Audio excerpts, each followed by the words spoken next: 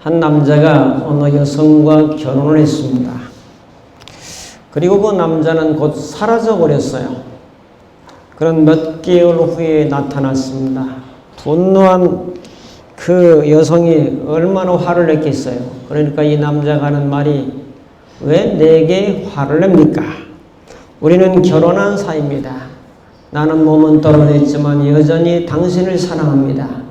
그리고 내가 받은 월급을 꼬박꼬박 생활비로 보내지 않았습니까? 라고 대답했어요. 한 소년이 학교에 입학을 했습니다. 그리고 학교에 등교하지 않아서 정학을 당했어요.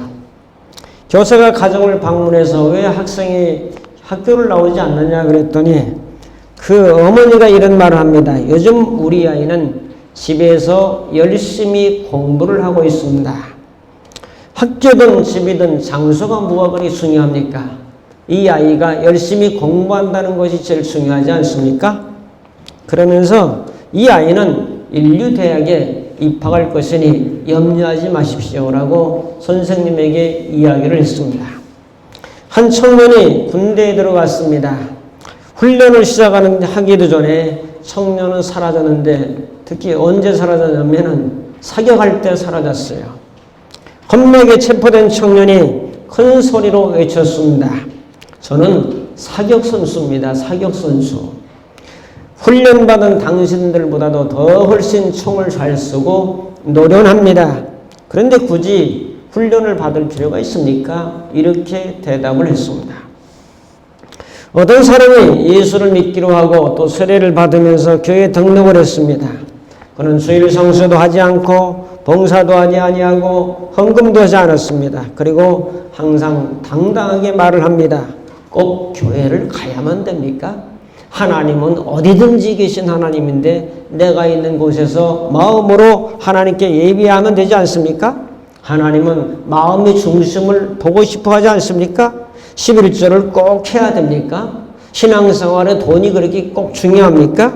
이런 신자는 가출한 신랑, 정학당한 학생, 그리고 타령한 병사와 똑같습니다. 신앙의 질서를 지키지 않으면 신앙의 성장은 있기가 힘들다는 진리를 오늘 성경은 말씀하고 있습니다. 신앙은 규칙이요 질서이며 신앙은 약속이라는 것을 서론적으로 먼저 말씀드리면서, 자, 오늘 본문 배경을 또 여러분들 이해를 해야 되니까요. 오늘 바울은 이곳저곳을 옮겨다니면서 선교하고 복음을 전하는 순회 선교사였어요. 바울에 의해서 이 편지를 받는 골로새 교인들, 그리고 특히 누구에게 안부를 전하냐면은 라오디키아에 있는 성도들을 정말 보기를 원하면서 그들을 위해서 위로하고 기도하고 권면했던 것을 기록하고 있어요. 몸은 떨어져 있지만은 내가 영으로는 그들과 함께 있다. 그렇잖아요. 몸은 멀리 있어도 부모가 저 이국에 있는 자식과 마음 함께하고 있잖아요. 또 사랑하는 친구나 보시나 여러 사람들 몸은 멀리 있어도 늘 그의 안부를 묻기를 원하고 생각하면서 마음은 같이 있는 그런 거 이해하시겠죠? 오늘 바울도 라오디게아 교인들을 보기를 원하지만은 몸은 서로 멀리 떨어져 있으니까 내가 영으로는 너희들과 함께 있다 하는 것을 지금 말씀하고 있어요. 이것이 무슨 마음이냐? 이것을 사랑의 마음이라고 표현할 수 있어요. 자, 그 교우들을 사랑했고 또 그 사람들을 보기를 원했고 하는 그런 마음이 정말 간절하다는 것을 강조하고 있습니다. 이런 사랑의 마음을 담아서 편지 쓴 내용이 바로 오늘 골로새서 2장 1절부터 그 이하의 말씀입니다. 오늘 말씀은 골로새 교인들의 신앙을 칭찬하고 있어요.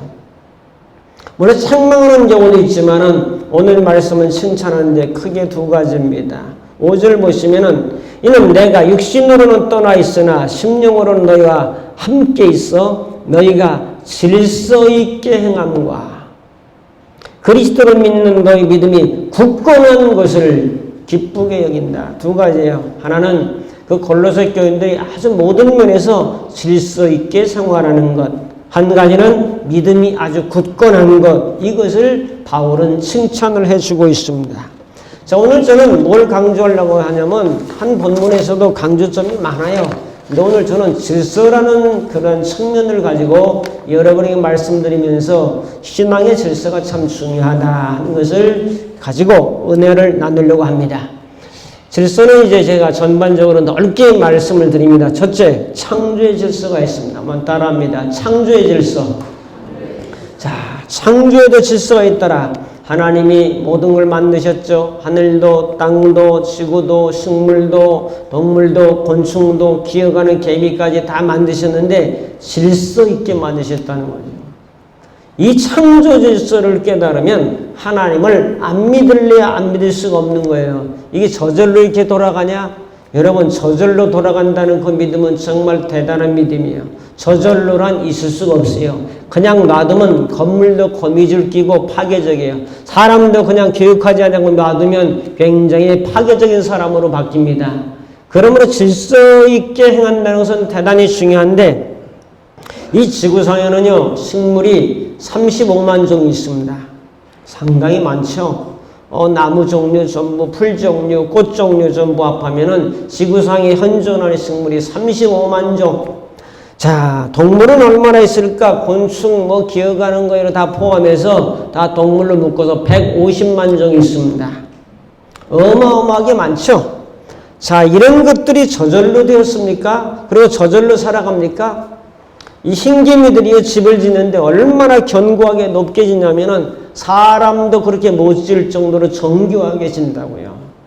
그게 뭐 저절로 그렇게 되겠어요? 하나님이 본능을 주시고 재능을 다 입력시켜 줘가지고 그 정보 이 DNA대로 해서 집을 짓는 거죠. 이게 저절로 된 것이 아니라 하나님이 질서를 식물에게도 동물에게도 사람에게도 모든 돌아가는 우주 만물의 원리에도 질서를 주셨다는 것을 보는데, 이것을 가르쳐서 창조 질서라고 말한다.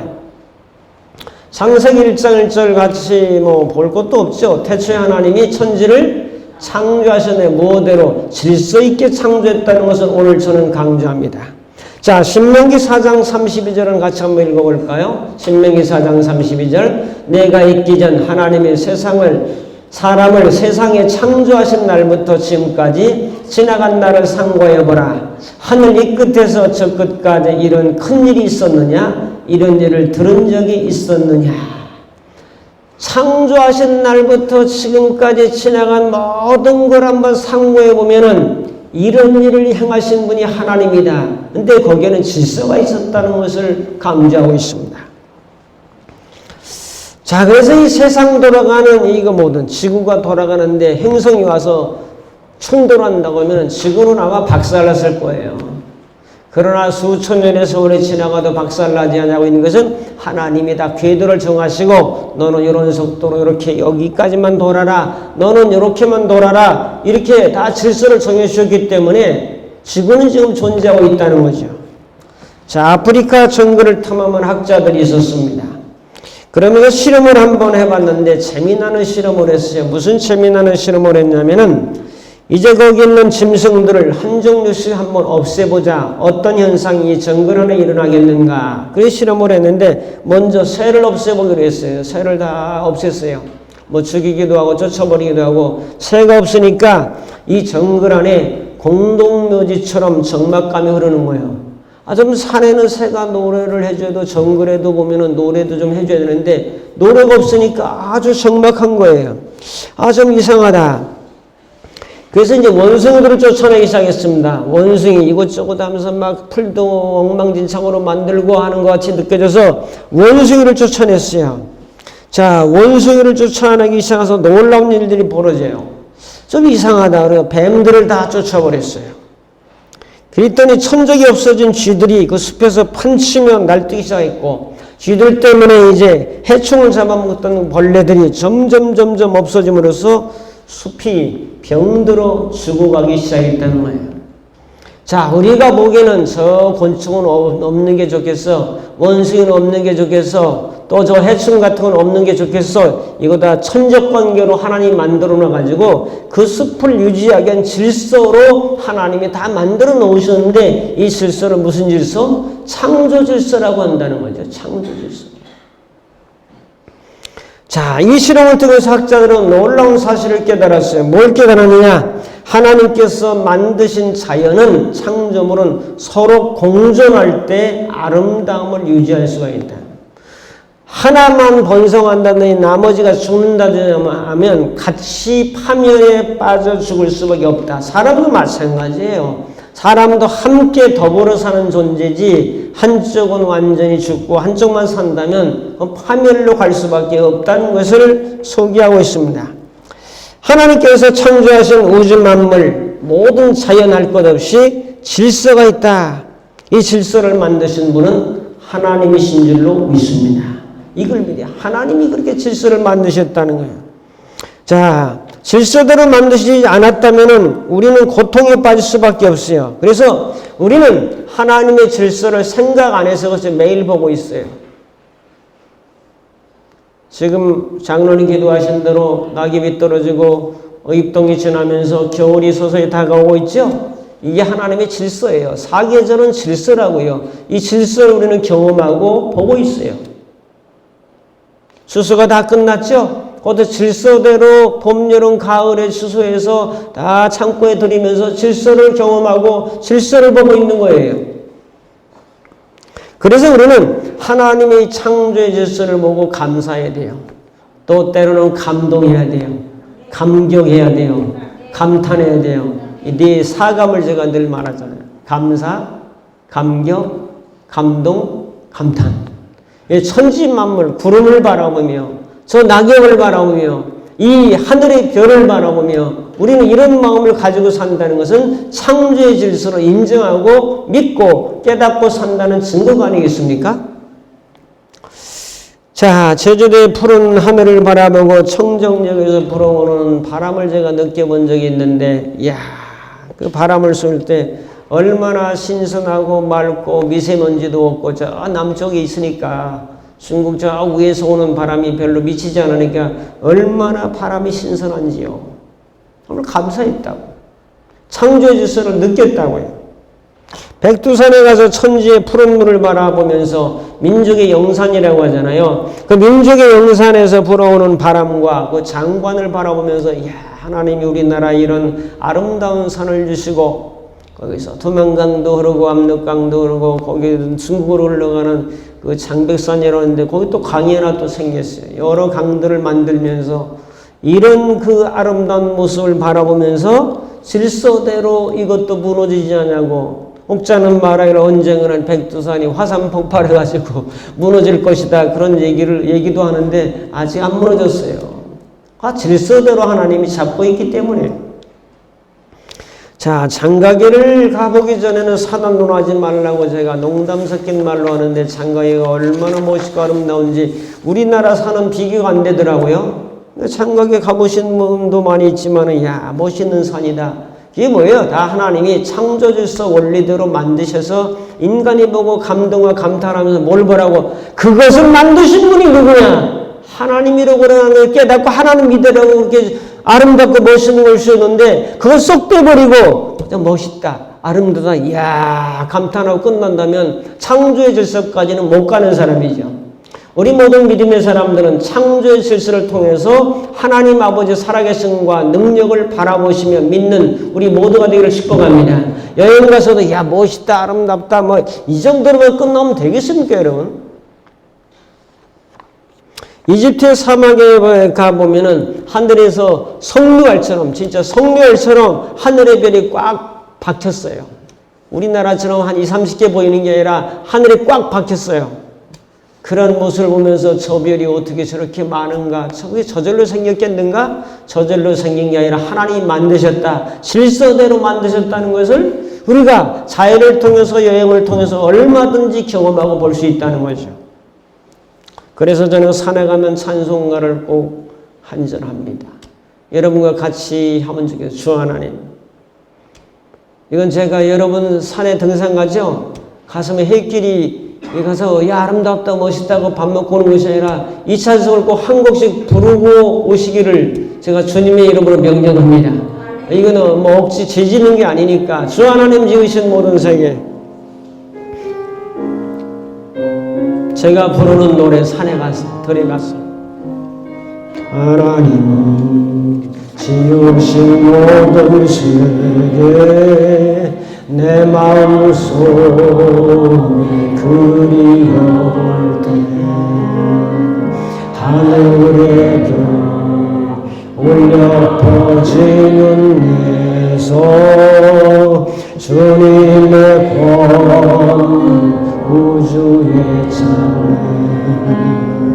주님의 높고 위대하심을 내 영혼이 찬양하리 주님의 높고 위대하심을 내 영혼이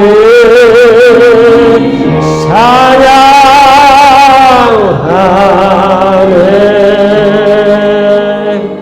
할렐루야. 여러분이 자연을 가든 여행을 가든 뭐 크게 못 부르면 상황 봐서 여러분 마음속으로라도 이 찬양을 꼭 돌리면서 하나님의 위대하신 창조 질서를 찬양하는 우리 모두가 되기를 다시 한번 부탁드립니다. 창세기 2장 7절에 하나님이 그것만 만들었어요? 사람도 만들었잖아요. 하나님이 자기 형상, 하나님의 형상대로 사람을 창조하시되 남자도 만드시고 여자도 만들었더라고 기록합니다. 전도서 12장 1절은 중요한 이걸 같이 봅니다.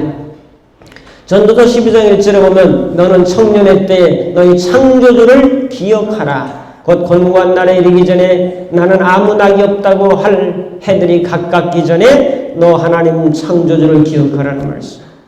자 2절 해와 빛과 달과 별들이 어둡기 전에 빛 위에 구름이 다시 일어나기 전에 그리하라. 연세가 드셔가지고 허리뼈가 약해지고 눈이 침침해지고 치아가 흔들거리고 이 창문이 흐려지고 귀가 잘 들리지 않는 그때가 이르기 전에 죽는 날이 이르기 전에 꼭 기억해야 될 것은 창조주 하나님을 기억하라. 자, 두 번째로 공동체 질서가 있습니다. 좀 더 좁혀 들어갑니다. 넓은 데서. 자, 사람은 사회적 동물이죠. 혼자 살아갈 수 없죠. 더불어 살아가는 존재요. 함께 살아가는 존재입니다. 아이스크림도 투게더 있죠? 지금도 있나요? 투게더가? 없어요? 있어요. 투게더 함께 먹으라는 거죠? 혼자 먹지 말고 투게더 함께 먹으라는 거예요. 자, 과자도 함께 먹는데 함께 살아가는 조직을 공동체라고 말합니다. 공동체 정의를 제가 주보에 써놨는데 공동체라는 사전적 정의는 이렇습니다. 생활이나 행동 또는 목적 따위를 같이 하는 집단이에요. 이것을 공동체라고 해요. 공동체는 공동사회라는 말과 똑같습니다. 함께 사는 것이 아니라 함께 사는 것이며 공동으로 살아가는 것, 이것을 공동체라고 말합니다. 우리는 나 자신을 생각하지만 또 하나 꼭 기억해야 될 것은 공동체를 기억하며 살아야 돼요. 이걸 기억하지 않는 사람은 질서를 모르는 사람. 공동체에 정말 필요한 것은 무엇이냐? 질서라는 것. 공동체 질서가 무너지면 완전히 이제 혼란이 오는 거죠. 데모하고 테러하고 막 약탈하고 싸우고 죽이고 이런 모습이 나타나죠. 부시 대통령의 동생이 있었는데 조나단이라는 친구가 있었는데 이 친구가 야구를 하면서 홈런을 쳤어요. 그리고 돌아와서 어머니를 불렀습니다. 자랑 삼아서 오늘 어머니 홈런 날렸습니다. 그러니까 어머니는 아들을 호되게 꾸짖으면서 그럼 내 팀은 어떻게 됐냐? 너는 홈런 쳐서 개인의 영광을 얻었지만은 너의 팀은 어떻게 됐냐? 팀도 이겼냐? 뭐죠? 지도자는 공동체를 꼭 생각해야 된다는 교훈을 크게 남겼다는 일화가 있습니다. 누구는? 지도자는. 목사님, 장로님, 교육자들, 또 앞에서 리더들, 기관장님들, 리더한 사람 있죠? 나 혼자만 생각하는 것이 아니라 공동체를 좀 생각해라. 자, 공동체 종류를 제가 몇 가지 써놨는데 가정공동체, 교회공동체, 직장공동체, 사회공동체, 국가공동체 전부 공동체예요. 자, 공동체 질서를 살펴보겠습니다. 공동체에는 반드시 질서가 있는데 가정의 질서를 먼저 살펴보겠어요. 가정 질서 당연한 거죠. 당연한데 당연하지 않게 될 때 문제가 되죠. 아버지, 어머니, 부부의 질서가 있어요. 질서가 무시되면 그 가정이 좀 혼란이 옵니다. 부모 자식 간에도 질서가 있는 거 아니에요? 예의가 있는 것이고 언어에도 질서가 있고 식사하는 데도 질서가 있어요. 밥은 깨끗하게 먹을 만큼만 다 먹었으면 싱크대 갖다 놓고 이거 질서예요. 빨랫감은 빨래통에 넣고 이게 제가 안 돼요. 그래서 맨날 혼나요. 신발은 나갈 때 신기 쪽에 거꾸로 그거는 제가 해요. 이건 일본에 가서 배운 거예요. 우리나라 사람 그냥 벗고 들어가잖아요. 그리고 나올 때 좀 불편해. 자기가 돌려서 나오려니까. 그러지 말고 다음을 생각해서 거꾸로 해놓고 그래서 우리 교인들은요. 좀 요거라도 좀 실천하면 좋겠어요. 이게 신발 벗고 들어갈 때 거꾸로 벗어놓고 식당이든 집이든 교회는 물론 신발장에 넣지만은 이거 작은 질서지만 하면 얼마나 편리한지 몰라요. 이게 가정 질서라고요. 그래서 제가 가끔 제 신발을 이렇게 해놨으니까 아내 신발도 돌려놓고 딸 신발도 돌려놓고 가끔 그렇게 해놓는데 그래도 안 변해. 몸소 친히 모범으로 보여줘도 안 바뀌어. 그게 쉽지 않다는 거예요. 이 질서 잡기가 쉽지 않다는 것을 보여주고 있는 거예요. 자, 그래서 자기 이분은 누가 해요? 자기가 해야지. 성인이 되면은 학생들도 자기가 되도록 해야지. 너는 공부만 해라. 공부만 하고 그렇게 있었던 애들이 다 좋은데 뭐 갑니까? 자기 자립심을 길리기 위해서는 가정 질서를 지켜야죠. 일어나는 시간은 꼭 지켜야 돼요. 늦게 자는 시간은 안 지켜도 일어나는 시간은 꼭 지켜. 그건 질서예요. 하루 3번 양치질하고 시간 칫솔은 꼭 써야 된다. 별걸 다 알려드리네. 시간 칫솔 다 쓰시죠? 자, 양치를 시간수로 해야 상대방의 구치가 안 나고 되게 대화를 많이 하고 사람을 상대하는 사람은 시간 칫솔 꼭 써야 되겠죠? 이게 질서라는 거죠. 무슨 질서예요? 가정 질서죠. 일주일에 한 번씩 온 가족이 대청소를 하고 함께 식사도 하고 함께 여행도 하고 함께 놀이도 하고 웃는 일도 자꾸 만들어내고 인상만 쓰지 말고 웃는 일을 자꾸 유머를 만들어서 한 번씩 웃고 이게 다 질서예요. 질서 속에서 나오는 거라. 자, 말 하나 만들어냈어요. 자유는 무질서 속에 생기는 것이 아니고 질서 속에서 발생한다. 백정인 목사라는 사람이 말했어요. 이 세상 모든 것은 하나님의 질서 속에 운행되고 있는 거예요. 그 다음에 작은 두 번째로 교회 질서가 있습니다. 골로새 2장 5절에 보면은 그 말씀이 있는데 골로새 2장 5절을 표준 세번역은 이렇게 번역했어요. 나는 육체로는 비록 떠나 있으나 영으로는 여러분과 함께 있으면서 여러분이 질서 있게 살아가는 것과 그리스도를 믿는 여러분의 믿음이 굳건함을 보고 기뻐하고 있습니다. 이렇게 쉽게 번역했어요. 질서 있게 살아가는 것을 바울이 기뻐하고 있다.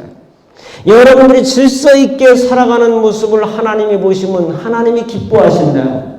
믿으시면 아멘. 무질서보다는 질서가 더 행복스럽게 갈 수 있는 길이 너무너무 많아요. 예배 후 점심 식사를 하려고 줄을 서는 것도 질서를 잘 지키고 계시잖아요. 그죠? 자, 예배 순서대로 뭐 묵도하고 기도하고 이거 왔다 갔다 안 하고 순서대로 하는 이것도 질서예요. 성수나 봉사나 전도나 이런 것도 다 순서를 정했잖아요. 조별로 하잖아요. 또 질서예요. 식사할 때도 웃사람 수저를 들면 아랫사람이 먹는 것도 질서예요. 먼저 먹을 때는 먼저 먹습니다라고 인사라도 한마디 하고 하는 거 질서예요. 인사할 때도 아랫사람이 웃사람이 먼저 하는 것도 질서고 또 뭐 그런 걸 좀 뛰어넘는다면 먼저 본 사람이 인사하는 것도 질서고요. 마구잡이로 하는 것은 질서가 아닙니다.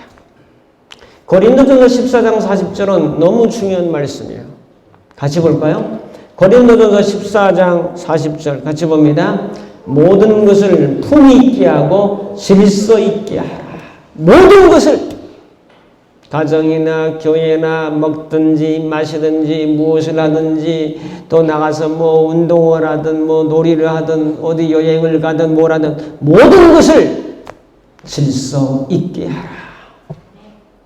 은혜만 받아라, 능력만 받아라. 성경은 그렇게 말하지 않고 모든 것을 질서 있게 하라. 이걸 강조하잖아요.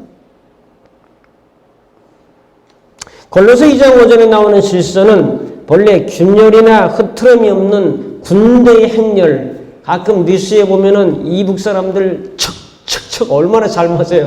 그게 질서예요. 군대 행렬이 딱 바로 맞아서 가는 행렬. 그게 질서라는 단어의 원뜻이에요.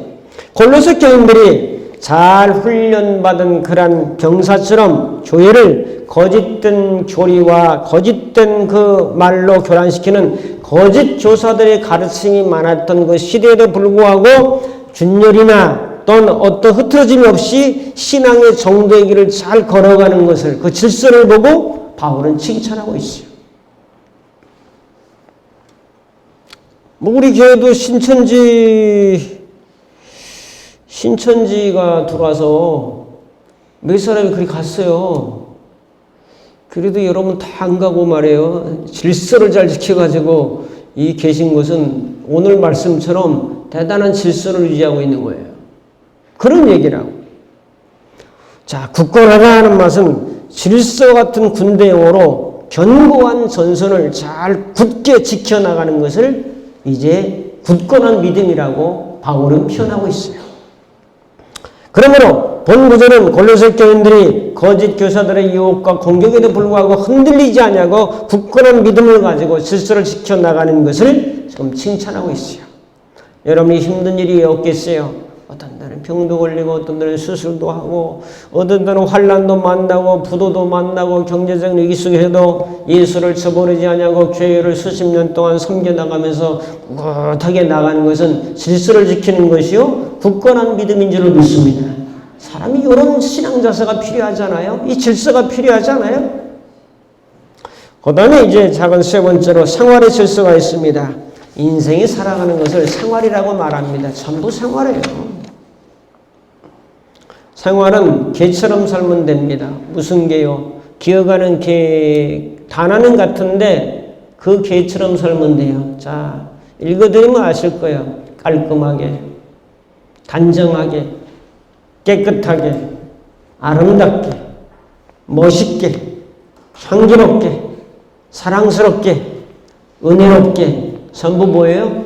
전부 개. 그래서 개처럼 살면 돼. 그럼 생활은 아주 질서 있게 돼. 그래서 전부 생활이라고 해요. 직장 생활, 군대 생활, 학교 생활, 또 교회 생활, 가정 생활, 전부 생활이잖아요. 생활의 질서가 있다니까. 이 질서를 잘 지켜나갈 때 믿음의 사람들이 좀 존중을 받고 그래도 믿는 사람이 다르구나 이런 얘기를 듣지 않겠어요? 그래도 믿지 않는 사람보다 나는 도덕성이나 윤리성이나 모든 면이 나아야 된다고 믿는 사람이야. 어디 가서 제가 뭐 서예도 하고 이렇게 동사무소도 다니고 이렇게 좀 하는데 회비가 얼마입니다. 이번에 연말에 뭐 이렇게 회식해야 됩니다. 2만 원입니다. 2만 원씩 내시기 바랍니다. 그러고 제일 안 내려고 하는 사람이 권사님 집사님이더라고. 나는 여기에 너무 가슴이 아픈 거야. 내가 목사로서. 그냥 우리 교회는 아니야. 우리 교회는 그렇지 않으려고 저는 믿어. 응? 1만 원, 2만 원에 교회가 모독을 당하고 예수님이 속으로 뭘 예수 믿는 것이 말이야. 이 소리 안 하겠어요? 전도가 되겠어요? 전도 절대로 안 됩니다.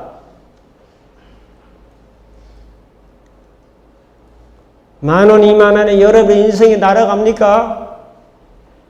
그러면 거기 모임을 나오지 말아야지. 그래서 안 나온 사람도 물론 있지만은 공동체라는 이 질서를 볼 때는요, 대단한 돈도 들어가고 회비도 들어가지 않겠어요?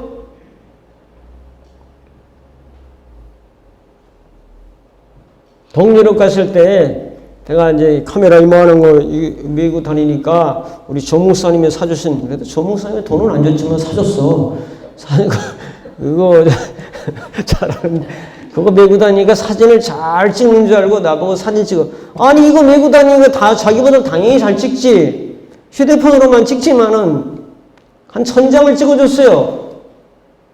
그러니까 자기들보다 잘 찍으니까 사진 잘 찍는다고 찍어달라고 뭐 이런 폼도 잡고 저런 폼도 잡고 별의별 폼을 다 잡는 거 다 찍어줬는데 거기에는 누가 있냐면 그 사람들이 12명인가 초등학교 동창들이에요. 다 시집가가지고 다 전국에 사는데 모여라 그래서 모여서 왔는데 거기는 권사님도 있어, 집사님도 있어, 천주교인도 있어, 불교인도 있어, 무교인도 있어. 사진 찍어줘 또 나중에 초콜릿 사주고요 뭐 조그만 선물 사주는 사람이 집사 권사가 아니야. 여기 또 나는 놀랄 수밖에 없는 거야. 천주교인 안 믿는 사람이 사진 찍어줬다고 고맙다고 요만한 선물 돈으로는 얼마 안 돼. 돈으로는 10,000원도 안 되는 거야. 이야, 참 믿으면 사람이 이러면 안 되는 거야. 내가 권사님 줬으면 얼마나 감동을 받았겠어요. 우리 교회는 그렇지 않으리라고 저는 확신합니다. 참 나가서 이 5,000원 10,000원짜리 그냥 쓰면 그 사람이 뭘 해주는 수고에 대해서 감사하지 않겠어요? 이게 질서인데 그 은혜 받고 능력 받고 은사 받고 막 산으로 옮겨야 되나요? 꼭? 생활이라는 그런 거예요? 생활은 일상이에요. 반복이에요. 일상은 위대하다고 제가 늘 강조해요. 그 위대한 일상 속에서 평범한 질서가 나타나게 될 때 얼마나 멋지겠어요. 했잖아요. 개처럼 살아라. 아름답게 진실하게 성실하게 정말로 멋있게 향기롭게 사랑스럽게 은혜스럽게 개처럼 살면 돼요. 그렇게 사실을 주의하면 짚어갑니다. 어떻게 살아요? 결단하면 되지. 그리고 살기로 결정하면 주님이 힘을 안 주겠어요? 아, 독생자까지 주셨는데 뭘 안 주겠느냐고 주님이 로마서 8장에 말씀하는데 아, 그렇게 살기로 결단하고 생각하면 하나님 안 주시겠어요? 자, 그 다음에 5번째로 국가의 질서가 있어요. 국가 질서는 의무 감당도 질서입니다. 옛날에 4대 의무죠? 지금은 6대 의무로 바뀌었어요. 국방, 납세, 교육, 근로는 다 하시잖아요. 근데 2개가 더 추가됐더라고. 언제? 아이고. 그 하나가 뭐냐면 공공복리에 적합한 재산권 행사의 의무가 있어요. 또 한 가지는 환경 보존의 의무가 있어요. 그러므로 차에서 담배 피다 던지는 거는 환경 보존의 의무를 지금 질서를 어기는 사람이에요. 쓰레기 갖다 막 버리고 그러면 놀러 가지 말아요. 아무데나 막 버리고 이거 환경 보존의 의무를 감당하지 않는 거예요. 의무를 감당하지 않는 거 질서를 파괴하는 행위라고. 한 나라의 번영은 질서가 잡힌 지성적인 가정에서 나온다고 시곤이라는 사람은 말했어요. 질서 잡힌 가정에서 한 나라의 번영이 나온다니까. 그럼 나에서부터 나오는 거지. 이탈리아 프랑스 국경지대에 몬데인이라는 곳이 있습니다. 몬데인 뭐 알 필요도 없겠지만은 그곳의 사람들이 비극적인 장소로 기억하고 있어요. 2차 대전 당시에 국경을 지키던 1200명의 프랑스 군인들이 크리스마스 특별 휴가를 왔는데 열차를 타서 음모탑니다. 근데 너무나 많이 탔어요. 발릴 틈이 없어요. 기관사가 말하기를 이거는 출발할 수가 없습니다. 좀만 지나면은 이 좀 내리막길이 있고 그 내리막에서 가속도가 붙고 커브 트는 데가 있는데 이렇게 많은 무게를 가지고 아무리 제어 장치를 해도 잘못하면 탈선합니다. 한 장교가 총을 딱 뽑아들더니 가. 안 가면 나 쏴 죽인다. 그래서 기관사가 살기 위해서 이 기차를 몰았어요. 결국 이 기관사의 말대로 너무나 많은 사람이 그 무게로 그냥 뭐 싣고 내려가다가 커브가 만나니까 그대로 탈선해서 수많은 사람이 그 전쟁의 영웅 같은 그 사람들이 많이 죽었어요. 그래서 그것을 비극의 장소로 기억하고 있다. 왜 그러죠? 질서를 무시한 한 장교의 이 잘못된 행동 때문에 수많은 사람이 죽은 거죠. 너무나 많은 사람들이 살아계신 하나님의 말씀을 무시하고 제멋대로 신나게 달리다가 삶의 그 커브를 만나요. 사람은 평평한 길만 있는 게 아니고 커브를 만날 때 차가 이 원심력에서 막 돈이 나가려고 하잖아요. 그래서 사고 나잖아요. 커브 올 때는 미리 브레이크를 잡아야 되잖아요. 인생의 이 브레이크, 인생의 커브를 만나가지고 하나님 말씀을 무시한 채 막 가다가 어려움 당하는 사람들이 얼마나 많습니까, 여러분? 하나님의 질서대로, 하나님 말씀대로, 성령의 감동대로 사랑한 마음으로 사는 것은 공동체의 질서, 내 가정의 질서, 내 행복의 질서를 만드는데 아주 중요한 원리다. 국민은 나를 생각하며 국가를 생각해야 될 겁니다. 교회는 나를 생각하면서도 교회를 생각해야 할 겁니다. 또 직장인은 나를 생각하면서도 직장을 생각해야 됩니다. 가정에서는 나를 생각하면서 식구들을 생각해야 할 것입니다. 사랑하는 성도 여러분, 공동체의 질서를 잘 지키면서 살아가는 우리 모두가 되기를 주님의 이름으로 축복합니다. 그 다음에 세 번째로 내면의 질서가 있어요. 내면의 질서는 내 마음의 질서입니다. 자, 마음의 질서에 세 가지를만 제가 써놨는데 정말 중요한 게 있어요. 믿음의 질서입니다. 말씀을 따른다고 하는 것, 질서를 지킨다는 것은 믿음으로 사는 거예요. 말씀을 믿고 주님의 인격을 믿고. 그래서 의인은 믿음으로 말미암아 삽니다. 어려워도 믿음으로 살고, 잘 나가도 믿음으로 살고, 힘들어도 믿음으로 살고, 병들어도 믿음으로 살고, 여러분들은 오직 믿음으로 살리라는 말씀대로 사실을 축복합니다. 이 믿음이 흔들리면 안 돼요. 어렵다고 흔들리고 기분 나쁘다. 내 기분을 믿음에 갖다 연결하지 마세요. 그냥 믿음으로 사는 거야. 그 다음에 중요한 평화의 질서입니다. 인류가 정말 추구하는 것은 사랑과 평화라고 제가 늘 말씀드립니다. 우리나라 문제가 뭡니까? 남북이 평화스럽지 못하다는 거예요. 평화는 행복한 상태거든요. 세계 평화, 국가 평화, 교회 평화, 가정 평화, 바로 내면의 내 평화, 전부 평화가 중요한 거예요. 천국은 뭐냐? 평화로운 곳이에요. 평화의 상태라고. 오늘 심령 천국이 뭐냐? 내 마음이 평화스러운 상태라고요. 항공의 발원지가 검령소이고 낙동강의 발원지가 저 태백의 황지인 것처럼 내 마음의 행복의 발원지는 내면의 평화라고요. 그래서 욥기 22장 21절 이렇게 말씀합니다. 같이 볼까요? 너는 하나님과 화목하고 평안하라. 그리하면 내게 복이 내게 임하리라. 하나님하고 잘 지내야 돼. 사람하고만 잘 지내는 건 두 번째예요. 하나님하고 평화해야 복이 임한다고 말씀합니다. 여러분 하나님하고 잘 지내고 평화해서 여러분의 삶 속에, 인생 속에, 미래 속에, 자녀들 속에 하나님의 복이 임하기를 주의 이름으로 축복합니다. 또 한 가지가 있어요. 로마서 12장 18절 사람하고 화목하래요.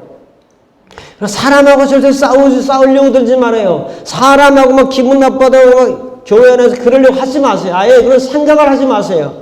로마서 12장 18절을 같이 봅니다. 할 수 있거든 너희로서는 모든 사람과 더불어 화목하라. 화평이에요. 평화예요. 모든 사람, 거기는 목사님도 있고 장로님도 있고 집사님도 있고 권사님도 있고 젊은이도 있고 노인도 있고 아이도 있고 모든 사람으로 더불어 평화하라. 얼마나 좋은 말씀. 저 말씀대로 사는 게 믿음의 질서를 지키는 거 아니겠습니까? 가정에서도 마찬가지예요. 가정에는 아내도 모든 사람 안에 들어가고 남편도 모든 사람 안에 다 들어가지 않겠습니까? 그 다음에 사랑의 질서가 있어요. 모든 말과 행동의 동기는 아가페 사랑으로 해야 됩니다. 사랑. 사랑은 아무리 강조해도 부족함이 없죠. 근데 고린도전서 13장 1절부터 3절에 보니까 이런 말씀이 있어요. 내가 방언을 아무리 많이 한다 할지라도 내가 믿음이 좋아서 산을 옮길 만한 믿음이 있을지라도 내 몸을 던져서 불 가운데 던진다 할지라도 사랑이 없으면 내게 유익이 없다. 내게 유익이 없대요. 사랑에도 질서가 있구나. 그래서 사랑의 질서로 하면 참 좋아요. 말의 동기는 사랑으로 말해야 되고 여러분이 교회에서 일하든 뭘 하든 일하는 것도 사랑의 동기로 해야 되고 봉사도 사랑의 동기로 해야 되고 공부도 사랑의 동기로 해야 되고 뭐든지 인생 살아가는 동기부여를 사랑으로 한다면 아주 내면의 질서가 잘 잡힌 사람이에요. 평화스러운 마음, 사랑스러운 마음, 믿음으로. 내면의 질서가 안 잡히니까 이게 마음이 혼란하고 정신하고 우울하고 분노하고 그냥 기분이 좋았다 내렸다 이게 이렇게 되는 겁니다, 여러분. 안 된다는 나의 생각이 나로 하여금 하지 못하게 만드는 거 아닙니까? 누가 못하게 만들어요, 여러분? 마음의 질서에 금이 가면 정신적인 혼란과 병이 생깁니다. 정신적으로 이제 혼란스러운 걸 마음의 병이라고 하잖아요. 예수님은 마음의 병도 고치십니다. 예수님 육체의 병도 고치십니다.